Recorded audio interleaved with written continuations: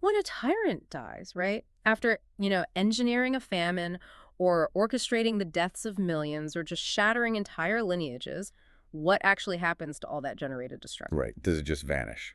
Exactly. Like, does it just vanish into the ether?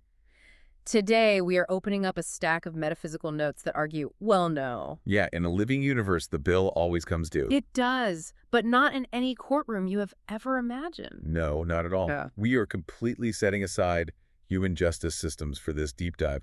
The notes we're looking at, they reframe accountability not as a moral debate or like a legal proceeding, but as a purely structural reality. Structural reality. Yeah.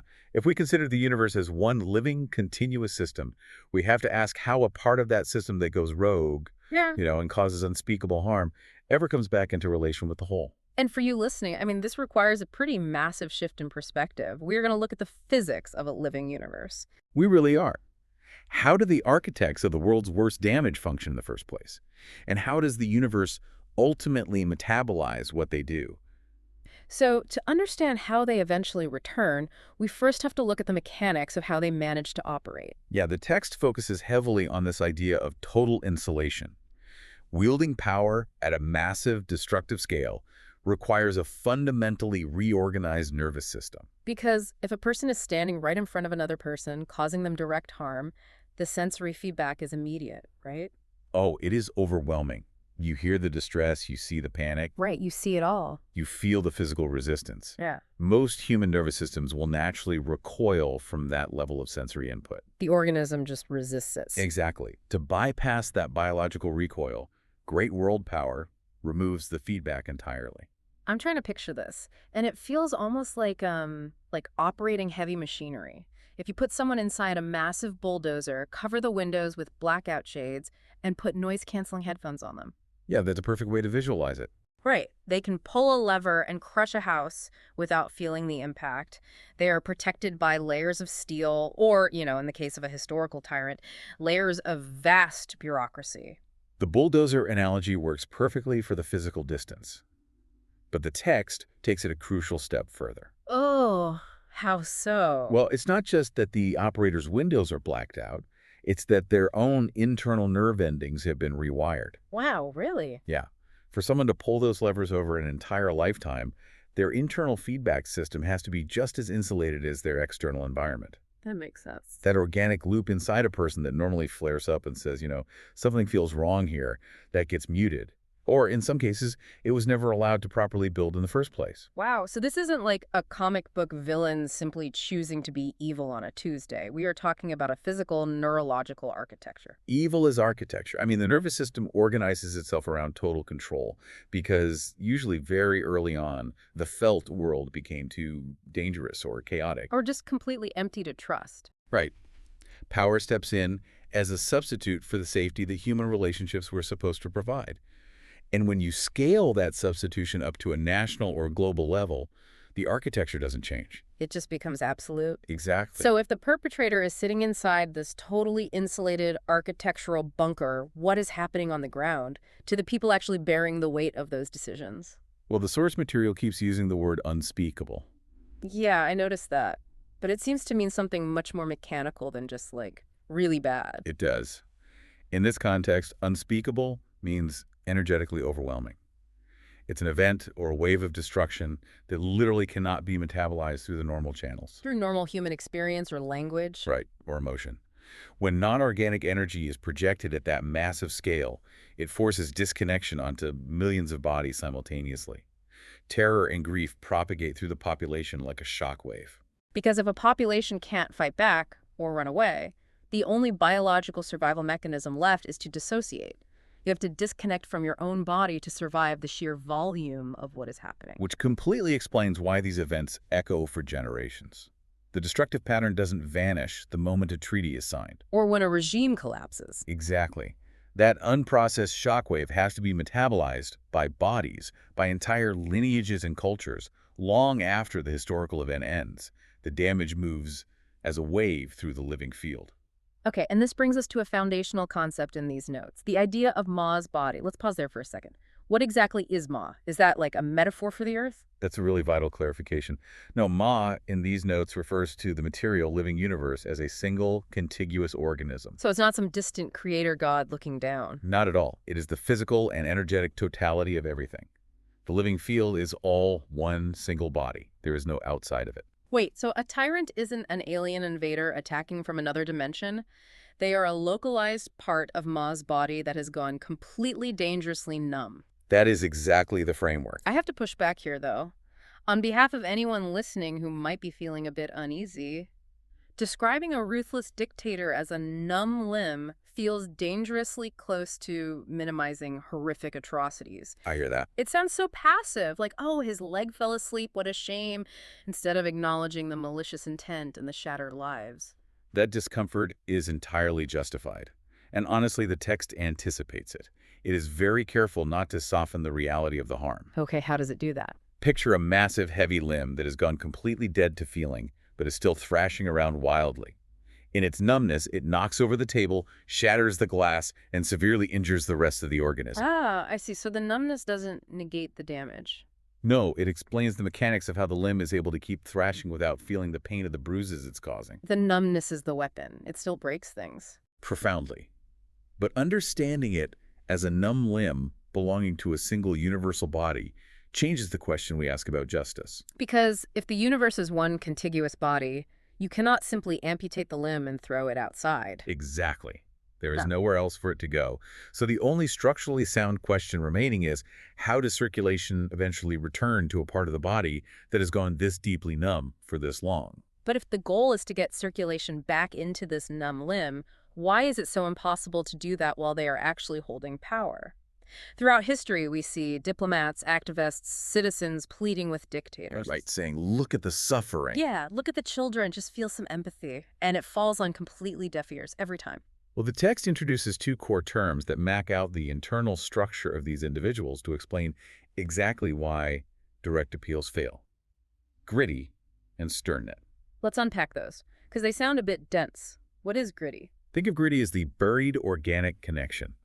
It is the fundamental capacity for love and humanity that exists beneath all the initial wounding. So it's the original living tissue. It doesn't get deleted from the universe. No, it just gets buried. Sternet, on the other hand, is the armored command and control architecture built directly on top of it. Ah, the total insulation we were just talking about. Yes. The sternet acts as a massive, impenetrable shell. The gritty is still down there, theoretically, but it is structurally inaccessible. If I'm visualizing this, it's like a skyscraper. The gritty is the foundation, but the sternet isn't just a wall. It's a load-bearing concrete pillar right in the middle of the building. That's a perfect analogy. And if you walk up to a load-bearing pillar and ask the concrete to soften and feel, the concrete cannot comply. Because if it softens, the entire skyscraper collapses on top of it. That captures the internal reality beautifully.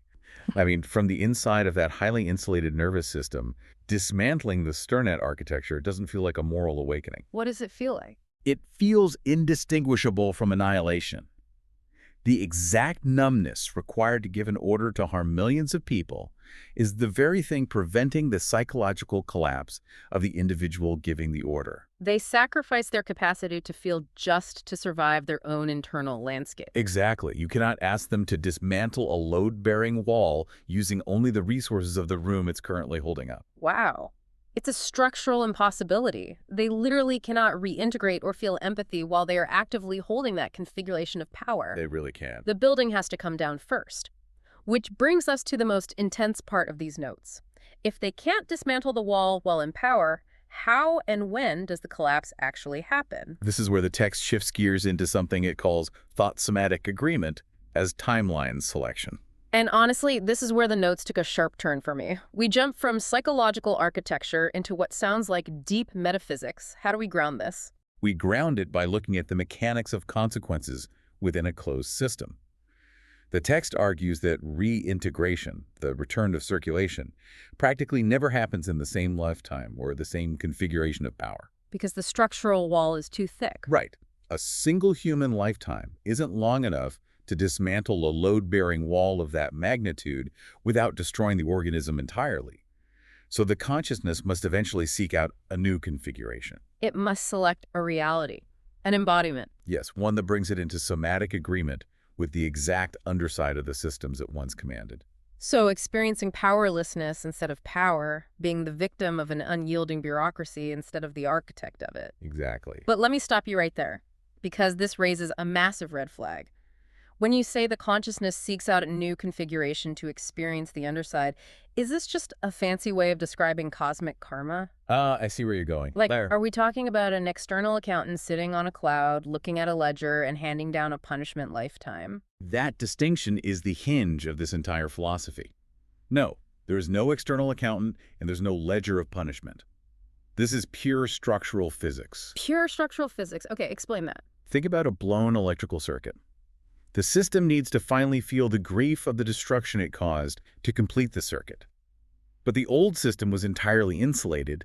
It couldn't feel a thing. Right. So to feel that immense, unspeakable weight without simply shattering back into total numbness or destroying the vehicle again, the new nervous system requires two specific conditions: surety and triptomology. Surety meaning a baseline of safety. Correct. There has to be enough foundational safety or physical holding built up underneath the system to withstand the incoming experience of grief. Because without surety, the system just dissociates again. Exactly. Yeah. But triptomology is the real mechanical engine here. It refers to the navigated, gradual expansion of what a nervous system can hold without fragmenting. I get it. So if the original tyrant's nervous system was a blown fuse, you can't just plug 1,000,000 volts of unprocessed historical grief into it. No, it would just vaporize.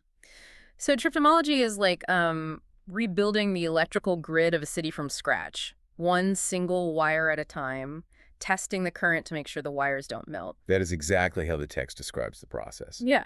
The total insulation of the sternette is gone. Wow. The consciousness is experiencing extreme vulnerability, but this time from a body with no heavy defenses left. Slowly, over a vast expanse of time, perhaps multiple cycles of experience, the nerve endings are waking up one by one. Circulation is returning, so it's not a punishment. It's a rehabilitation of capacity. Yes. And finally, when there is enough capacity built through triptomology, the full scope of what was originally generated is actually felt. It is not processed as an intellectual abstraction or a historical regret. No, it is experienced as visceral somatic grief, the realization of having been the numbness that broke the living body of the world. Hearing about gradual capacity building and cosmic timelines might make some of you listening shift uncomfortably in your seats. Understandably so. Because when we start talking about universal unity and eventual healing, it skirts dangerously close to letting historical monsters off the hook. It can sound dismissive of the actual victims. It is a very real danger, and the author of these notes is fiercely critical of that exact trap. Okay, good. The text explicitly calls out what it refers to as the spiritual bypass. We see this all the time. It is incredibly frustrating when people use phrases like, "we are all one," or "it's all love in the end, so nothing really happened," to invalidate real-world harm. It really is. It feels so insulting to anyone who has actually suffered. So how does this framework reconcile the idea of a single unified universe with the absolute necessity of accountability? Well, the text argues that using "we are all one" to skip past the relational, consequential reality of harm is actually just another sternette move. Wait, the spiritual bypass is just another load-bearing wall of control. Precisely. It is control wearing a spiritual costume. Right. It uses high-level cosmology as a shield to avoid feeling the visceral impact of pain on the ground. The core philosophy here is that, yes, there is no external judge because there is no outside. But a closed, energetic system demands that whatever energy goes out must complete its circuit. Exactly. You cannot just cut the wire and say, everything is fine. You really can't. Reintegration always runs through feeling the consequence. There is no version of the world as one that you can reach by demanding unity before the separation has been fully felt. The circuit only completes when the consequence is felt by everyone it touched, ending last of all with the perpetrator who generated it. That is accountability at a structural level. It cannot be skipped and it cannot be bypassed with a spiritual platitude. We've spent a lot of time in the macro today. World historical villains, planetary architecture, concepts at a scale most of us will thankfully never touch. Right. But the text brings this massive metaphysical engine right down to the kitchen table. It introduces something called the petulance plague. I love this part. The exact same mechanism we've been discussing. Numbness as a precondition for harm. Insulation as the architecture. Circulation as the path back. All of that happens in our daily lives. It does. The petulance plague is the everyday entitlement to externalize our discomfort onto someone who has less power than us in a given moment. Let's walk through a real-time example of this. Say I'm having a terrible day. I'm feeling completely insecure, overwhelmed, and my ego is bruised. Okay. I walk into the office and I snap at an intern over a minor typo.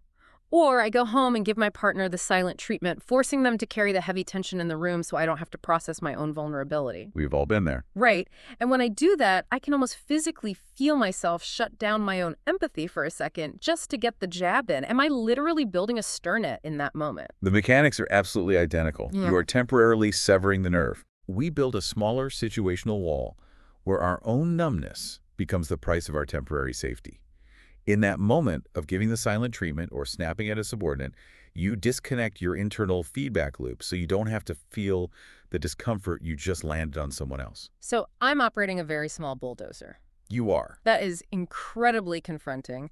Recognizing your own load-bearing walls forming in the middle of a mundane argument, I mean, it completely changes how you view your own reactions. It demands a high level of self-awareness because the path back is also identical. Right. At some point, the collapse of that coping mechanism or the collapse of that relationship becomes the portal.